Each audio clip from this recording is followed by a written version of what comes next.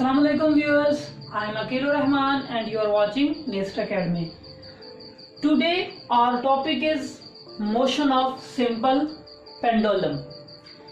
अब जैसा कि हम पिछले प्रीवियस लेक्चर्स के अंदर सिंपल हार्मोनिक मोशन को डिटेल में स्टडी कर चुके हैं और मोशन ऑफ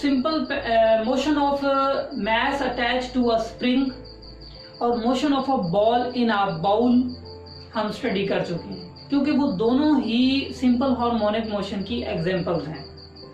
और ये जो मोशन ऑफ सिंपल पेंडुलम है, ये भी सिंपल हार्मोनिक मोशन की ही एक एग्जांपल है।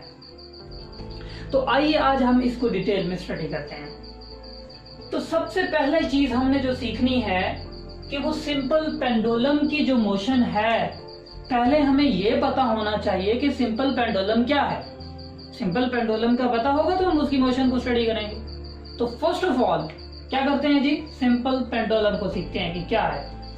सिंपल पेंडुलम असल में आप कह सकते हैं कि कंसिस्ट करता है एक heavy Bob, small Bob, dense होती है, एक बोब पर कंसिस्ट करता है और एक स्ट्रिंग होती है, थ्रेड होता है जिसके साथ वो बोब बंधी हुई होती है, यानी कि consisting of a bob of mass m attached to a string of length l, यानी कि एक L लेंथ वाली स्ट्रिंग के साथ ये बोब बंधी हुई होती है और उस स्ट्रिंग का एक हिस्सा तो इस बोब के साथ होता है और दूसरा हिस्सा किसके साथ, किसी सपोर्ट के साथ, अपर एंड के साथ, यानी कि जो उसका अपर एंड होता है ना, अब यानी कि जो लेंथ है ना उसकी, यानी वो जो धागा है, जो रस्सी है, उस रस्सी का जो एक हिस्सा है वो उस बोब के साथ जुड़ा हुआ होता है और दूसरा हिस्सा किसी ऊपर सपोर्ट के साथ बंधा हुआ होता है। तो यानी कि हम कह सकते हैं कि simple pendulum consisting of a bob attached to a light string of length L, यानी कि जो स्ट्रिंग है उसकी लेंथ L होगी और वो बहुत ही हल्की होगी, बहुत बारीक होगी, ठीक है, उसे हम मैस लेस भी कह सकते हैं। लेकिन ये जो बोब है ये भारी होगी। तो आपने ये देखा ही होगा ना कि अगर हम एक किसी धागे के साथ कोई नीचे बोब बांध देते हैं और ऊपर उसको हम पकड़ लेते हैं, सपोर्ट दे देते हैं, तो वैसे यूं लटक जाती है, तो वो एक सिंपल पेंडुलम बन जाता है, ठीक है। तो अब ये जी सिंपल पेंडुलम है। इस सिंपल पेंडुलम की समझ उम्मीद है आ गई होगी कि simple pendulum consist of a bob of mass m attached to a light string of length l। ठीक हो गया। अच्छा जी, अब हम ये देखते हैं कि जो सिंपल पेंडुलम है अगर रेस्ट पर हो, अब इस वक्त ये सिंपल पेंडुलम जो है, यानी ये जो बोब है, मैस है, ये एट पोजीशन O है, यानी कि O पोजीशन पर है और मीन पोजीशन पर है। जब बोब मीन पोजीशन पर है, इसका मतलब ये है कि इसके ऊपर नेट फोर्स क्या है, 0 है, क्योंकि अब इसके ऊपर दो फोर्सेस लग रही हैं। एक लग रहा है इसका वेट जो कि mg के बराबर है और एक है इसके ऊपर टेंशन। अब आप ये समझ सकते हैं कि जब ये एक्शन हो गया, एक रिएक्शन हो गया, यानी ये ऑपोजिट डायरेक्शन में।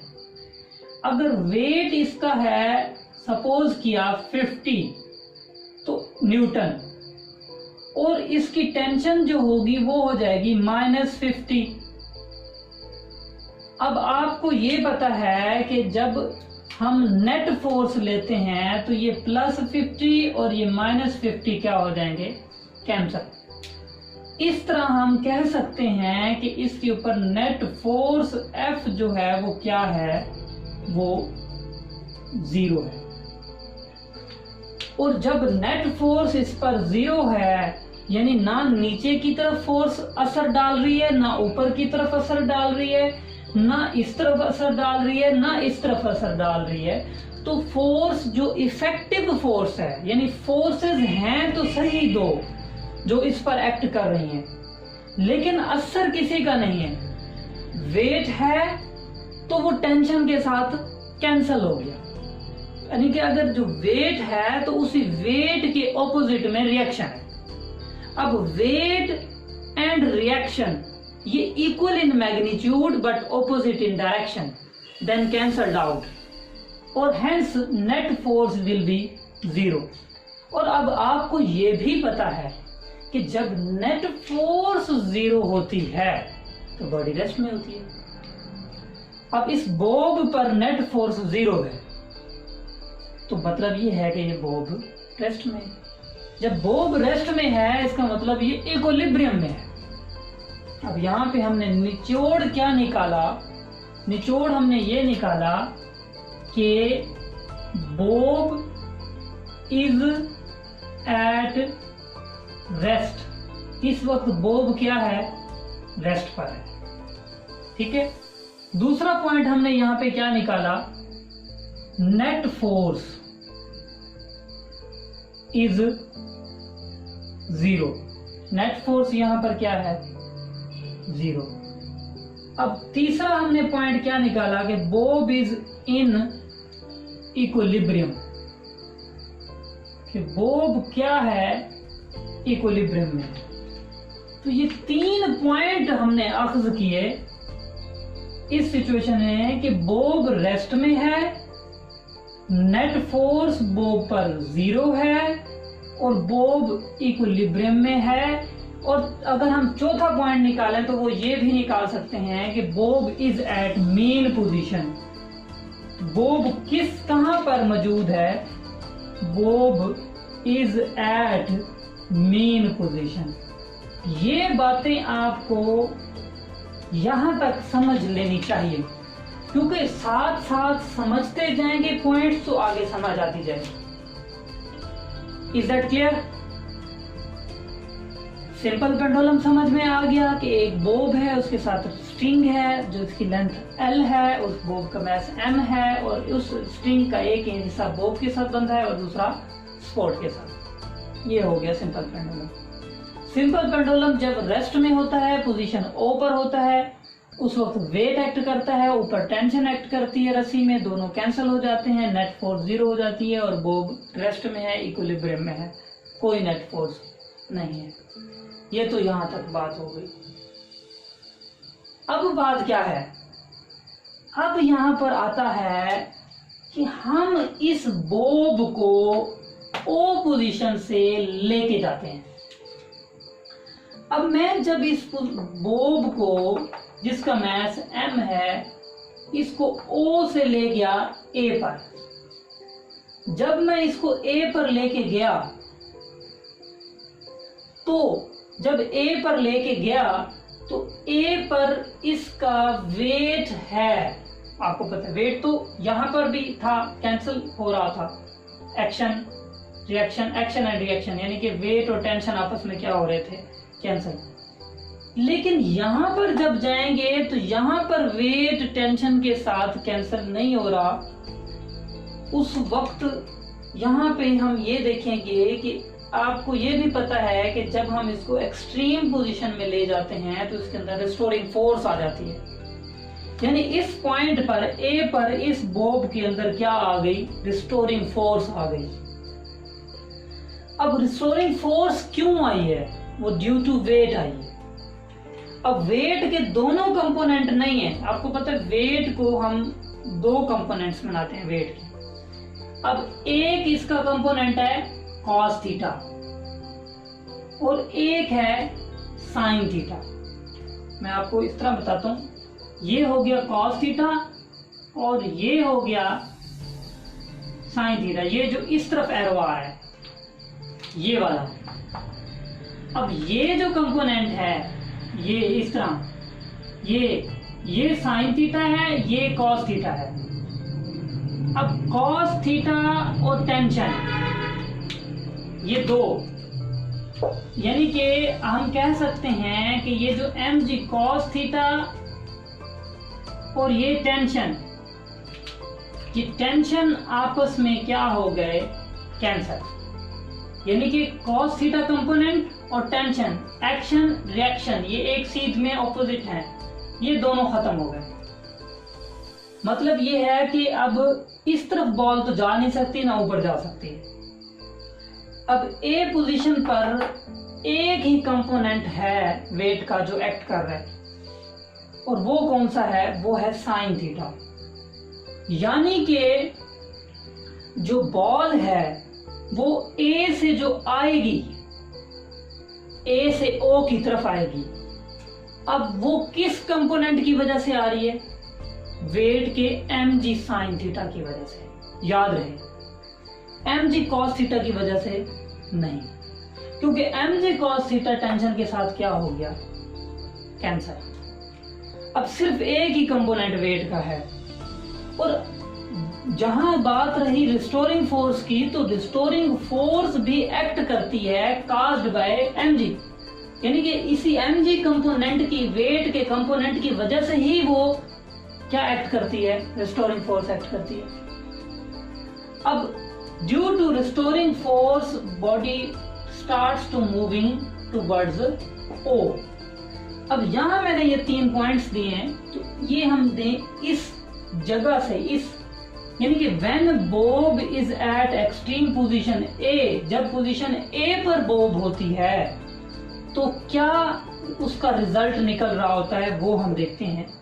पहला उसमें रिजल्ट ये निकला है कि पहली बात ये है कि bob is at extreme position, कि बोब कहां है, एक्सट्रीम पोजीशन ए पर है।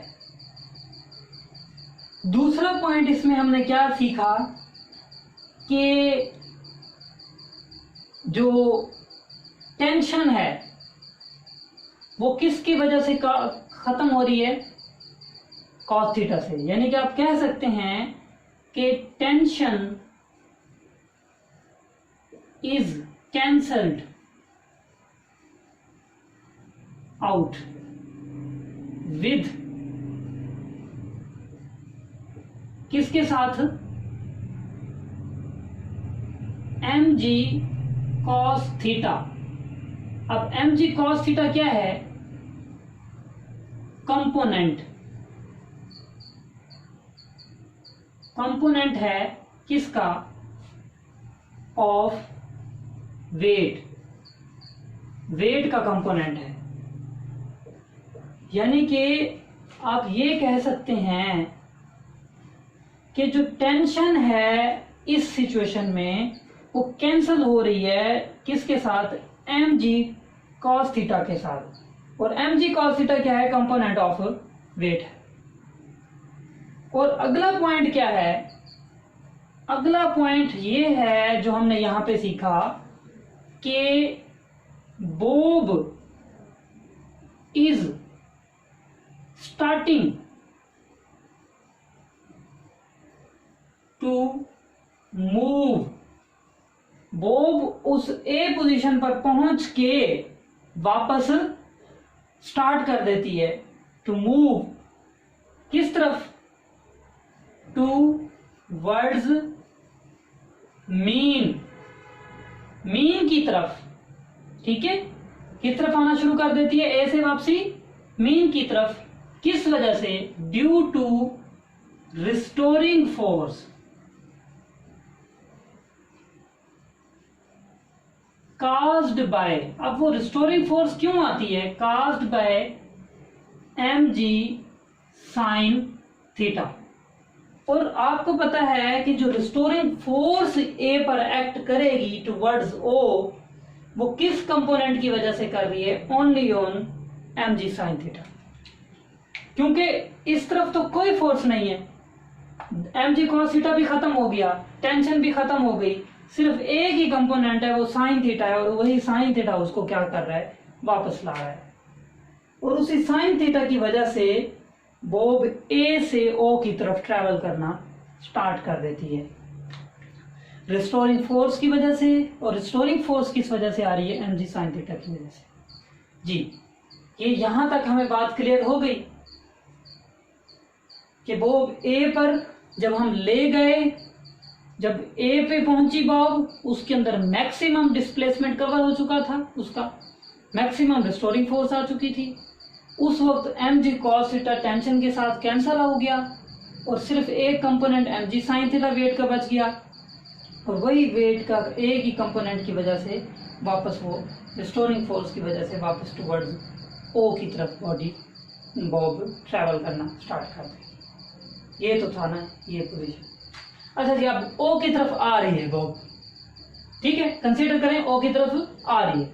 अब देखते हैं, अब जब बॉब ओ की तरफ आ रही है, अब आते हुए क्या होगा, आते हुए आपको पता है कि रिस्टोरिंग फोर्स उस ओ की तरफ है, यानी कि वो उस बॉब को खींच रही है अपनी तरफ। Restoring force is always active towards the O.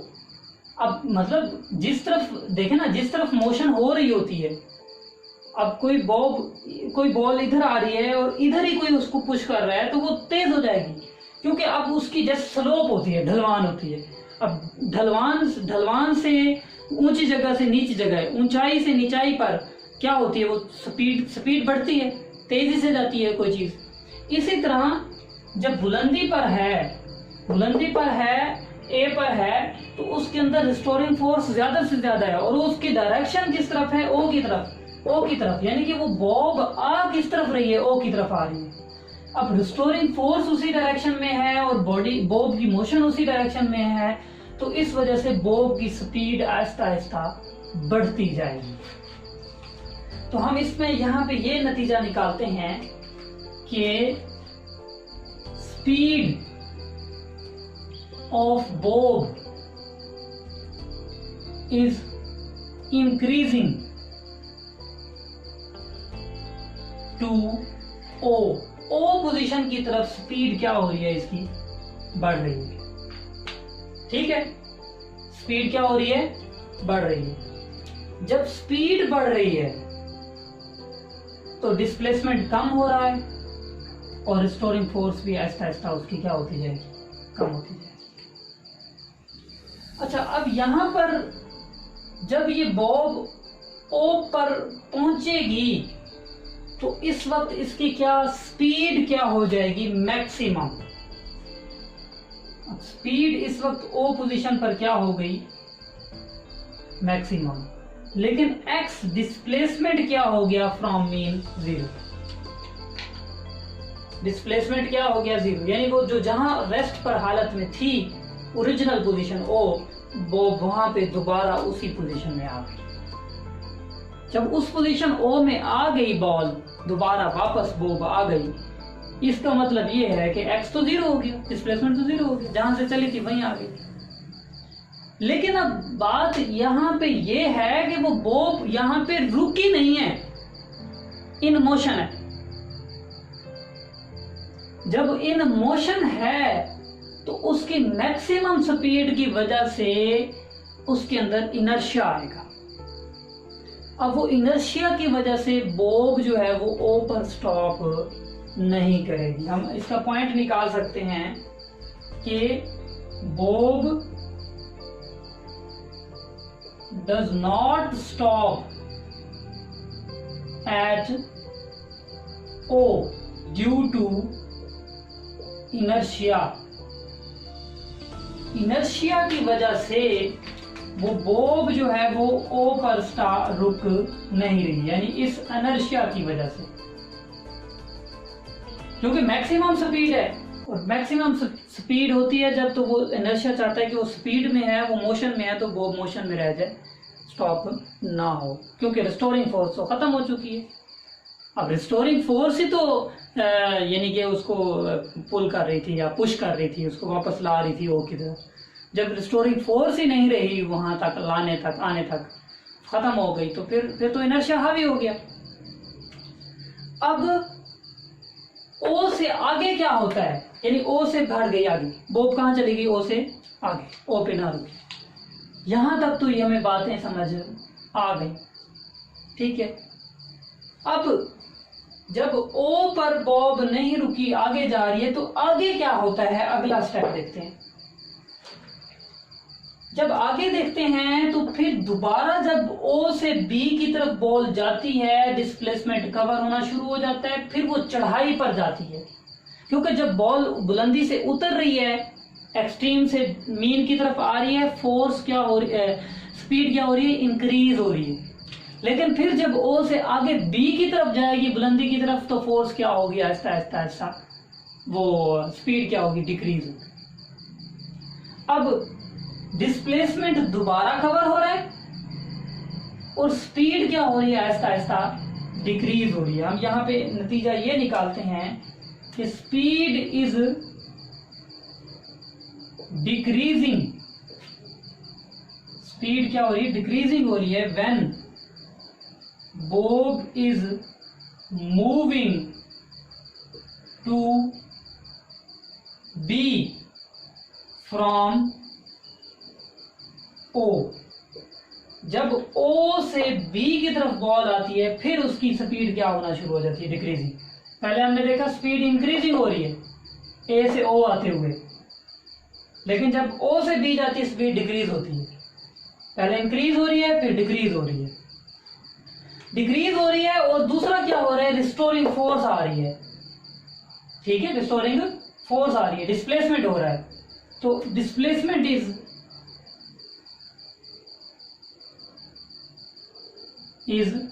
Covering, displacement क्या हो रहा है, कवर हो रहा है। जब बॉब बी पर पहुंची, बी पर जब पहुंची, तो बी पर पहुंच के फिर उसके ऊपर क्या एक्ट कर रहा है, वेट।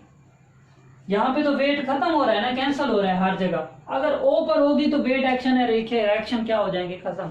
लेकिन जब एक्सट्रीम पर जाती है तो फिर वेट का एक कंपोनेंट फिर दोबारा उसके दो कंपोनेंट कॉस थीटा, टेंशन, ये हो जाएंगे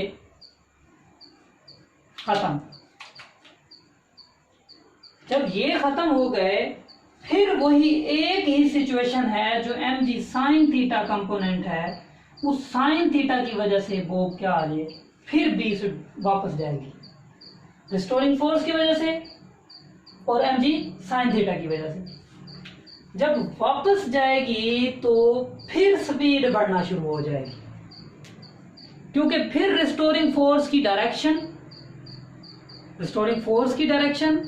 और बॉडी की, बॉब की मोशन, यानी कि बॉब की वेलोसिटी की डायरेक्शन और रिस्टोरिंग फोर्स की डायरेक्शन अगर सेम है तो स्पीड बढ़ रही, क्योंकि अगर ऑपोजिट होते हैं ना। अब रिस्टोरिंग फोर्स अगर यहां पे देखूं मैं, जो रिस्टोरिंग फोर्स है F वो इस तरफ है, ठीक है, लेकिन जो X हो रहा है वो यूं हो रहा है, तो जाहिर है ऑटोमेटिक स्पीड कम होगी ना, क्योंकि अगेंस्ट होगी, रेजिस्टेंस आ गई। रिस्टोरिंग O की तरफ है, डिस्प्लेसमेंट उस तरफ, यानी हम बॉब को O से यूं लेके जा रहे हैं, तो वो यूं खींच रही है अंदर की तरफ, हम यूं लेके जा रहे हैं, ऑपोजिट आ रही है, क्या होगी, जाहिर कम होगी। लेकिन जब यहां पे आ गई, मैक्सिमम स्पीड हो गई, वापसी आ गई, वहां पे लेके छोड़ दिया, जब यहां से फिर यहां लाएंगे फिर ऑपोजिट होगी, क्योंकि रिस्टोरिंग फोर्स इस तरफ है और डिस्प्लेसमेंट क्या हो रहा है, इस तरह हो रहा है, फोर्स उस तरफ, फोर्स इधर भी यूं मूव करा रहे हैं, फिर भी फोर्स अंदर है मीन की तरफ, यूं मूव करा रहे हैं, फिर भी मीन की तरफ। इसका मतलब यह है कि जब मीन पर रहेगी तो क्या होगी, स्पीड ज्यादा होगी, मैक्सिमम होगी। जैसे हम इधर लेके जाएंगे स्पीड कम होती जाएगी, चाहे हम इधर लेके जाएंगे स्पीड कम हो जाएगी। इसका मतलब ये हुआ कि एक्सट्रीम पर मैक्सिमम रिस्टोरिंग फोर्स होगी, मैक्सिमम डिस्प्लेसमेंट होगा, लेकिन स्पीड जीरो होगी। लेकिन जब मीन पर आएंगे स्पीड मैक्सिमम होगी, डिस्प्लेसमेंट जीरो होगा। ये बात मैं यहां पे लिख देता हूं। Velocity of bob will be zero at extreme, extremes पर क्या होगी, जीरो,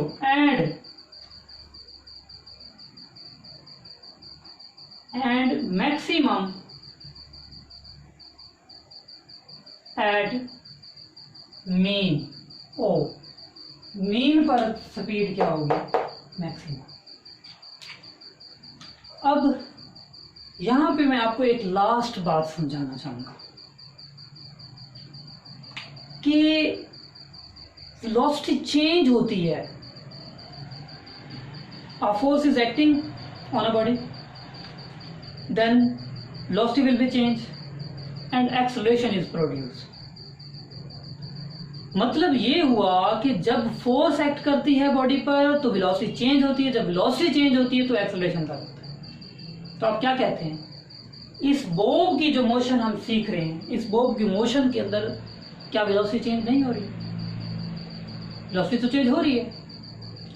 मीन से एक्सट्रीम ले जाते हैं, वेलोसिटी कम होती जाती है, एक्सट्रीम से मीन की तरफ आते हैं तो वेलोसिटी बढ़ती जाती है।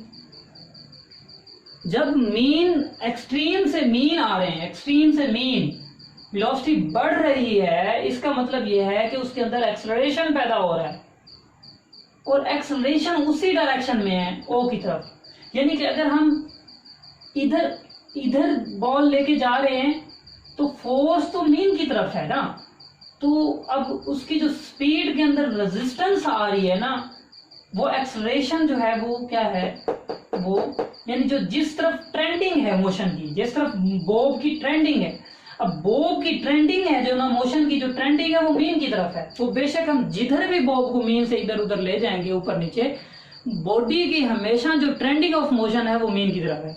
जब ट्रेंडिंग ऑफ मोशन मीन की तरफ है, रिस्टोरिंग फोर्स मीन की तरफ है, तो acceleration is always directed towards mean position. इसका मतलब ये हुआ कि acceleration is produced in the motion of Bob and is always directed towards the mean. Restoring force is always directed towards the mean. Acceleration is always directed towards the mean. ठीक है। और अगर ऐसी सिचुएशन होती है तो उस तरह की जो मोशन होती है उसे हम कहते हैं सिंपल हार्मोनिक मोशन। तो इसका मतलब ये हुआ कि मोशन ऑफ बोब या motion of simple pendulum is simple harmonic motion, क्योंकि इसमें restoring force is always acting towards the mean and acceleration is always acting towards the mean and velocity maximum at mean and velocity minimum at extreme। तो ये features बता रहे हैं, चीख चीख के बता रहे हैं, यानी कि ओपनली क्लियर हो रहा है कि जो मोशन ऑफ सिंपल पेंडुलम है वो क्या है, वो सिंपल हार्मोनिक मोशन है। उम्मीद है आपको इस लेक्चर की समझ आ गई होगी। नेक्स्ट लेक्चर्स के लिए हमारा चैनल YouTube सब्सक्राइब कर लें, निष्ठ अकेडमी। तब तक के लिए अल्लाह हाफिज़।